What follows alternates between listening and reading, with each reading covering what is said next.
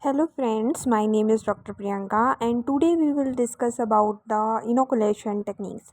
As we know, inoculation techniques are used both in the biotechnology and microbiology. So what is the inoculation technique?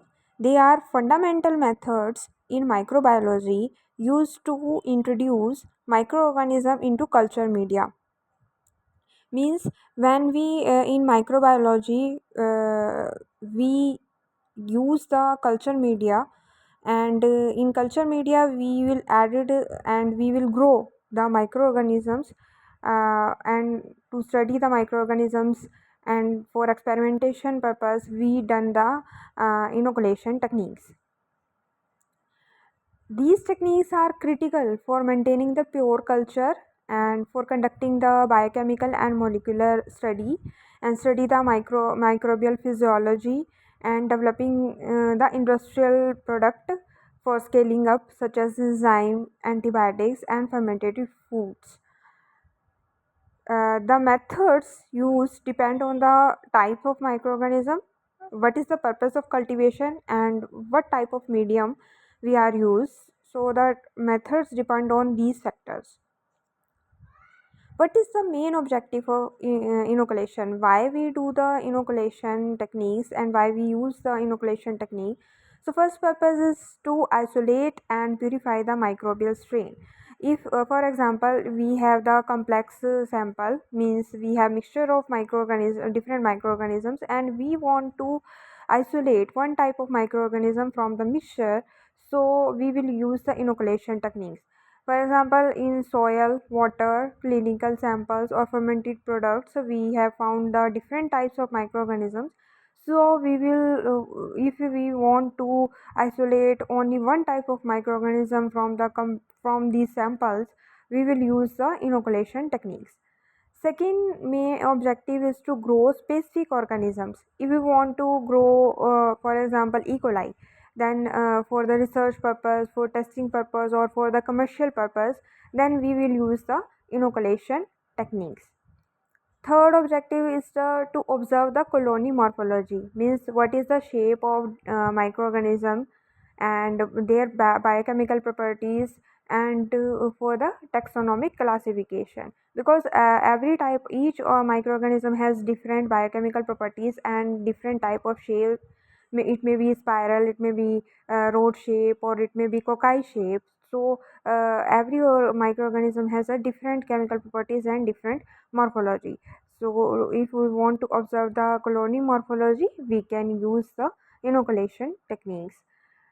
Next objective is to maintain the microbial culture for long term preservation and repeated use. If we want to preserve microorganisms for long time, then we can use the inoculation technique. In future, if we required any type of microorganisms, then we can use these cultures, because every time if you prepare the culture medium and to isolate microorganism, it will be very time consuming, so we can preserve these microorganism for long time, so we need the inoculation techniques. Another objective is to test the microbial resistance to antibiotic. If we want to test any antibiotic, and if we use any antibiotic and we want to study the resistance mechanism against this antibiotic, then we can also use the inoculation technique. And uh, another objective is to initiate the fermentation process in industry. As we know, through the fermentation we can obtain different products such as dairy, brewing and pharmaceutical. We can produce a product like bread, beer, wine, etc. So for these objectives we can use the inoculation techniques. The last objective of the inoculation is to evaluate environment or food samples for the microbial safety and compliances. If we want to identify the microbial uh, microbes which spoil the food, or which spoil water, then we can use the inoculation technique. So to complete these objectives, we need inoculation. Which aseptic techniques are used in the inoculations? Different types of aseptic techniques are used in the inoculation. First is the flame sterilization. As we know, the loops and needles, they are heated until the red hot in flame, so that any microorganism if present on the loop or in needles, it will eliminate or killed. Tube neck, in which we prepare the media, they are passed quickly through the flame before and after inserting the tool to create the upper airflow, so that airborne contamination will be discarded through the flame sterilization. Second aseptic technique that we use during the inoculation is the work area disinfection. It means the workplace where will you work, it may be the surface of laminar airflow. It should be wiped or cleaned with the ethanol, 70% ethanol, or disinfectant before and after the use. A Bunsen burner or laminar flow hood is used to create a sterile zone because the airborne contamination may be occur. So we can use the Bunsen burner or laminar airflow hood for the inoculation purpose. Third is aseptic technique that we can use in the inoculation is the personal hygiene and PP. You should wear the gloves, lab coats, and tying back hair, because through these the contamination, airborne contamination may be possible. So, and hands should be washed and properly sanitized before beginning the procedure. Next aseptic technique is the sterile handling. Never leave plate or tubes open. If you don't necessary these tubes, you can close them with the cotton plugs. Otherwise, airborne contamination may be occur. And tool should be held at an angle to minimize contact with the non-sterile surfaces. Now we will move to the types of inoculation technique. What are the types or different types of the inoculation technique that we are used in the microbiology lab? First, which is most common method, it is the streak plate method.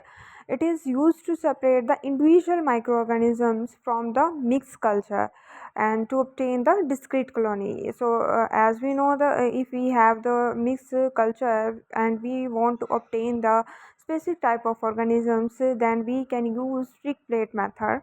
What will the procedure? The sample is dragged as shown in the figure. Sample is dragged over the surface of the agar plate in a zigzag manner or a quadrant manner. Then what will the results? Bacterial colony become well isolated by the final streak and enabling the single colony selection. What will the application? It is ideal for the identification, antibiotic sensitivity testing, and pure culture preservation. So if we want to obtain these objectives, we can use the streak plate method. So it is the first type of the inoculation technique. Second type is the spread plate method. It is used for quantifying. If we want to quantify the number of live or microorganism in a sample, then we can use the plate method. In this method, what will be the procedure? A small aliquot means 0.1 ml is spread using a spreader. It may be glass spreader or plastic spreader across the surface of agar plate. Then what will the results? Colonies develop only on the surface of media. Application microbial. If we want to count the microorganism number in food, water, pharmaceutical products, and clinical samples, then we can use the spread plate method. As shown in the figure, you can use a spreader and through the micropipette 0.1 ml sample will be spread on the on the agar plate, and then we will found the colonies will grow on the surface agar surface. Third type is the pour plate method. It is useful when organisms are to distributed throughout the medium. Then what will be the procedure? We can use the diluted microbial suspension is mixed with the agar and pour on to the petri dishes. Result will be colony will develop both on the surface and also within the medium. Application: microbial enumeration and detection of microorganism of microaerophilic organisms. So if we want to complete these objectives, then we will use the pour plate method. Another method is the slant inoculation. It is if we want to use for long time storage of microorganism, and we can test the biochemical properties, then we can use the slant inoculation method. In this, the loop is drawn in a zigzag motion across the slanted surface of solidified agar. The slant will be made in the tube, not in the flask. And what will be the advantage? It requires less space and media, because we are doing this procedure in the test tube, and it is suitable for the straw culture maintenance. Next method is the stab culture, or it is called the deep tube method. It is used to evaluate the mortality of microorganism and oxygen preferences. What will the procedure? An inoculating needle is used to stab straight into the depth of solid medium in a test tube, and growth pattern indicates the oxygen requirement. It may be aerobic or anaerobic. And what will the motility be? Will be they motile or non-motile? Last method is the liquid inoculation or broth culture. It is used for the rapid and high density growth of microorganism. In this, a loop or pipette is used to introduce the inoculum into the sterile broth medium, means liquid medium. Indicator of growth, which will indicate the growth of microorganism: turbidity, the medium will be turbid; sedimentation or pellicle formation. Its application is the enzyme production, DNA extraction, and other biochemical assays. Which tools are used during the inoculation, or which tools are used for the inoculation purpose? First is the inoculating loop and needle. It is used Loops are used for streaking purpose and transferring the liquid culture, whereas needles are ideal for the stab inoculation method.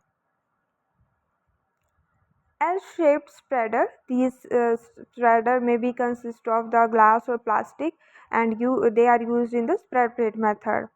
Micropipettes, they are used for the accurate transfer of liquid sample in a precise volume, and it is used during the your pour plate method or the spread plate method.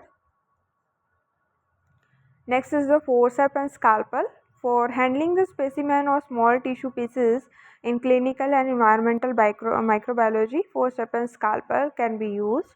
Bunsen burner, they create an updraft of hot air, so that the airborne contamination can be reduced. Which type of media we are used during the for the inoculation purpose? Solid media, means agar plates. It allow for the visual separation and morphological study of colonies if we want to study the shape of the colonies. Agar slants and deeps for the storage, enzyme production, and motility testing. Liquid media we can use for the nutrient. It provides the nutrient rich environment for the large scale cultivation of microorganisms. Enrichment broths, they selectively increase the growth of desired organisms. Next is the selective media. It contains a specific type of agents like the antibiotic or dyes that suppress the unwanted microbes growth and only promote the growth of target organisms. Then differential media, it shows the visible changes like color depending on the metabolic activity of the inoculated organisms. So these type of media we are used in the inoculation techniques. What factors that affect the successful inoculation? Sterility. Contaminated tools such as forceps, scalpel, needles, loops, or media, they can distort your results or cause the culture loss. Second factor that affect inoculum size. Too large or too small sample can also affect the viability or of the growth and isolation quality. Third is the incubation conditions. What will the affect temperature, oxygen, humidity, and duration? It will also affect the microbial viability and the growth patterns. Next is the nutrient composition. Fastidious organisms require the enriched media like the blood agar. So, what will the nutrient composition? It also affect the inoculation techniques. Last is the handling skill. Precise hand movement and its timing are also essential to prevent the contamination and ensure success. Now the specialized inoculation techniques, in addition to the spread plate, stick plate and pour plate, first is the replica plating. In this we transfer the colonies from a master plate to several other plate to test nutrient requirement or antibiotic resistance. As shown in the figure, we will prepare the master plate in which the colonies will appear, then these colonies will be transferred to other plate. Second is the spiral plating. It is an automated method which deposits the inoculum in a spiral manner, and it is used in the pharma quality control and food quality control for enumerating the microbes. As shown in the figure, spirally microbe grow. Next is the microinoculation. In this use the tiny volumes and precise pipetting in genomics, cell culture or gene transfer application. Fourth is the roll tube technique. For the anaerobic culture, it involves the inoculating molten media in a sealed roll tube with an oxygen-free environment. What will the application of the inoculation technique? In food microbiology, enumeration of the spoilage microorganisms, pathogen, disease-causing organism or quality indicator like the coliform. In medical diagnostic, it is used for the detection, identification of disease-causing microbes from urine, blood, throat swab and fecal matter. Third is the industrial application. Fermentation processes for ethanol production, organic acid production, enzyme production and single cell protein production, we can use the inoculation techniques. Biotechnology research for culture maintenance, strain improvement and genetic modification in the microorganism. During these, we will use the inoculation techniques. What is the recent advancement in the inoculation technique? First is the robotic inoculator. Now fully automated systems are available that are capable of handling the thousands of plates in a high throughput labs. Second is the 3D bioprinting. It is used for the precise placement of cells in tissue engineering and bioinks. Third is the touchless inoculation, IR or UV guided system that maintain a closed sterile environment during the culture handling.